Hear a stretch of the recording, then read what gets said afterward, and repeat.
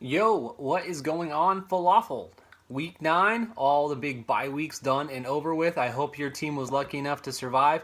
I know mine was. I got a couple wins in a row. A winning streak for the first time since 2015, I think. I don't think I put 2 wins together back-to-back at all last season. I tried to forget a lot about last season, so yeah. Onwards we roll towards the playoffs. I hope you are in a good spot to potentially do that. And for those of you facing relegation, Rob, you have found yourself as the caboose of FLAFFL right now, but you're only a game behind. Lots of time left. Remember, those relegation games are not final, or not, that does not become final until after week 16. So it's not just a regular season thing. You will still have a lot of time. I believe you've got 7 weeks left to turn things around, buddy. So without further ado, I just want to tell you guys, week 10, so not this video, but the next video will be the last video of awards.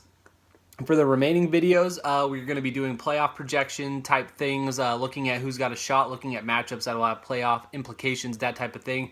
So 2 more weeks of awards, and then we are going to switch gears into playoff mode. So just wanted to let you guys know that. All right. First up, we've got High as a Kite. This one goes to Brooksy this week with 114.5 points. I did think it was weird in FLAFFL. We had 3 teams score 114 point something. I know Sal was one of them, and then someone else that's not as important as Sal was the other one. So, yeah, 3 teams. I thought that was weird. Brooksy, you had T.Y. Hilton and Doug Baldwin. Both of those guys absolutely went off. T.Y. Hilton, man, what a good player to have on your team. And now you've traded him away. Amazing.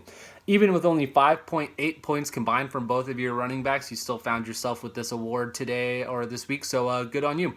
And now for our obligatory award for Corey, although this is not going to be one that he wants to win anytime soon. He gets the sloppiest girl in the bar award this week with 54.7 points. Still, nobody's been able to beat my score of, I think it was 43 points this year. You guys got to try a little bit harder. You had 23.6 points from Russell Wilson by himself, 31.1 points from the remainder of your team. So just a rough week. You've got a good team. I wouldn't worry too much about it. Who let you in? This one goes to Tram this week with his 42.3 point victory over Corey. So we're not going to beat that horse to death too much more. Baddest bench, remember, we're not doing this week because of all the bye weeks. Not even supposed to be here today. This award goes to Tram. 2-6 over then 2-6 Corey, and then we also had Zapped, who was 2-6, Takedown 5, 2-1 GG, but that is only an honorable mention. This award goes to Tram.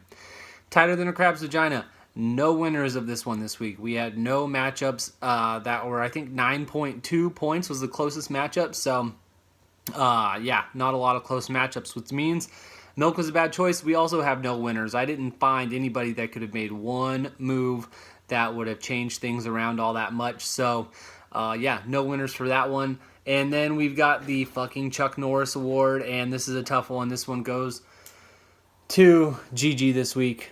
101.7 points. You would have beaten 11 of 15 potential opponents, yet you take the loss this week. So, looking forward to week 10, we've got 8-1 Sal versus 3-6 Zap. Sal, by the way, we have anointed the Peyton Manning of FLAFFL, as he always dominates the regular season, but once the playoffs start, turns into a different player. So yeah, against 3-6 Zap. Then we've got 6-3 Corey going up against 4-5 The Hype. We've got 6-3 Geo going up against 4-5 myself, Sid Skeet. 5-3-1 GG up against 4-5 One Little Indian. 5-4 KS44 up against 4-5 Beatapoo. 5-4 Brooksy up against 4-1 Eagles Nation. 5-4 L Dog up against 2-7 Shy Ruxin. And then we've got 3-6 Wally Central up against 3-6 Tram. Good luck to all of you guys. As you could tell by me reading everybody's record, we've got a big logjam of teams at 5-4 and 4-5. So a few weeks to get that all situated and played out to try and make your playoff run. And good luck to everybody. I'm just fighting to stay alive yet again. I will talk to you all next week for our final week of awards. And yeah, then it'll be playoff crunch time. So until then, good luck and peace. Come on, button.